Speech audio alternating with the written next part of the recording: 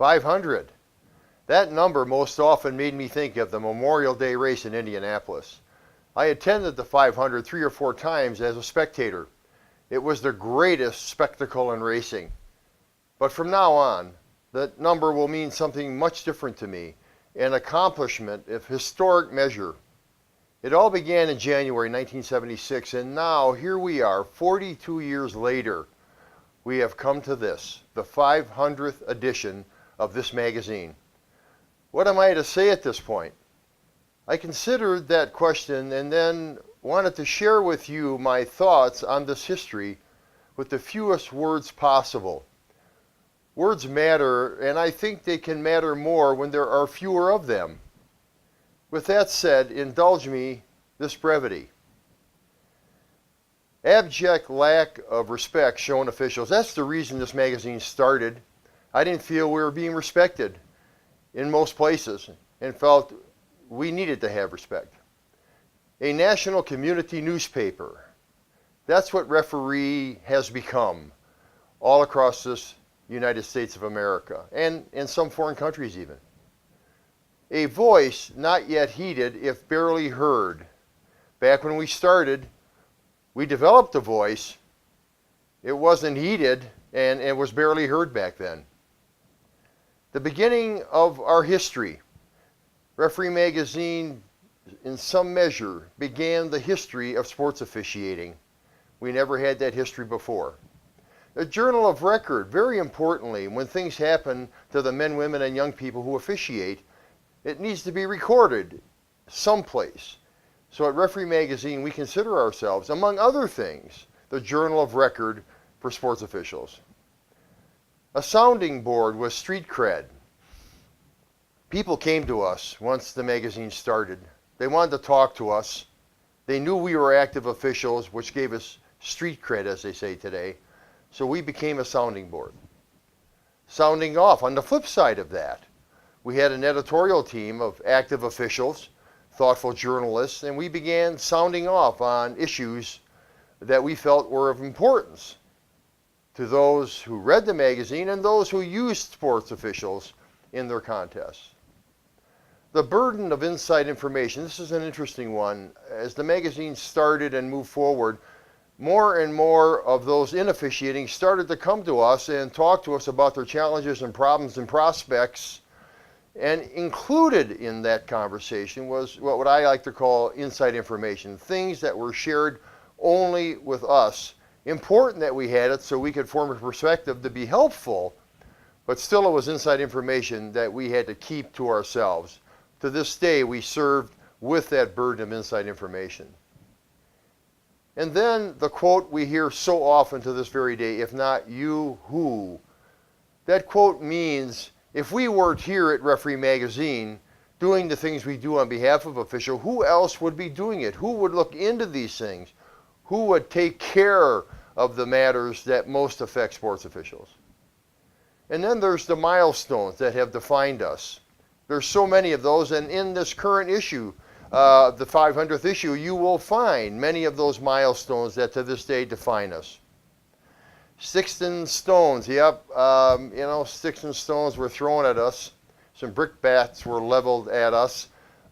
We did things that we felt were right and proper and true, and others were not happy that we were doing that, but that comes with the territory. We didn't shrink from that challenge. Very importantly, a seat at what I call the viewpoint roundtable. Up until Referee Magazine, the voice of officials and their viewpoint was seldom heard, and when it was heard, it was dismissed, dismissively. Now, because of the magazine and its 41-year history, 42-year history, we officials have a seat at the viewpoint roundtable. It's an important seat, and we accept that very respectfully. Picket lines cross storylines. What do I mean by that? Well, through the history of this 42 years, there have been labor actions, certainly at the professional level, and picket lines were set up by umpires and basketball referees and NFL referees and others, trying to make their lives better, their wages and working conditions better. We did those stories. We did both sides of those stories, and at times that caused us heartburn it caused those that were manning the picket lines to say, well, you're reading it on our side, when in fact we were, but we needed to tell the story as a journal of record. Content created, content customized. We are in the content business at Referee Enterprises, Referee Magazine. We do the magazine, and that's familiar to all, but we do custom newsletters, we do books, we do digital content, we do quizzes, we do videos. All of that content can be customized and is customized for our partners and those that want to use that to better train and inform their officials. In 1980, we launched NASO, It Has Your Back. Started the association to provide benefits and services to sports officials, especially insurance when there was no insurance, protecting officials against liability and lawsuits. NASO today has 27,000 dues-paying members.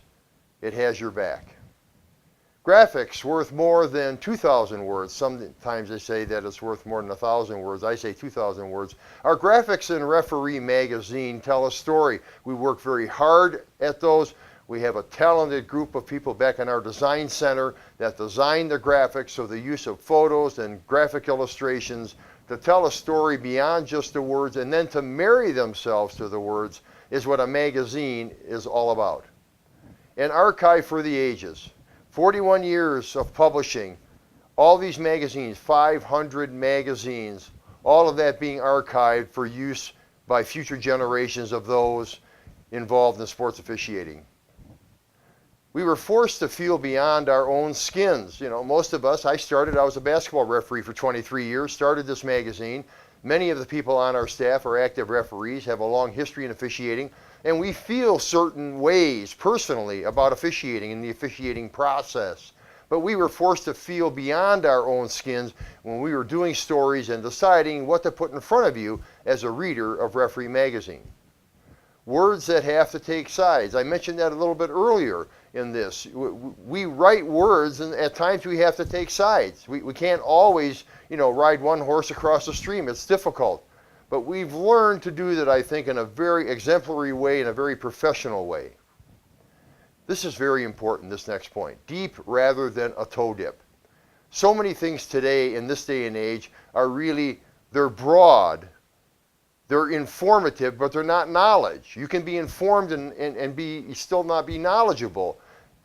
We take the approach that we're going to go deep on stories that we think matter to those in sports officiating and to our readers. That means we have to go deep rather than just put our toe in the water.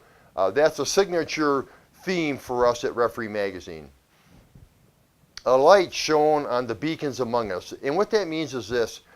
There have been men and women sports officials that have come before us, are still among us, that really, because not only of working so many important assignments, but more importantly because of the ways that they conducted themselves as sports officials, while being an official or out giving speeches or doing other things, that they shined a positive light. They became beacons for all of us in officiating. Those are memorable human beings to us. We're in their debt. And last but not least, somebody would ask me about being the publisher of this magazine for the last 41 years. I say simply it's been the best job on the planet. I've been honored. Thank you.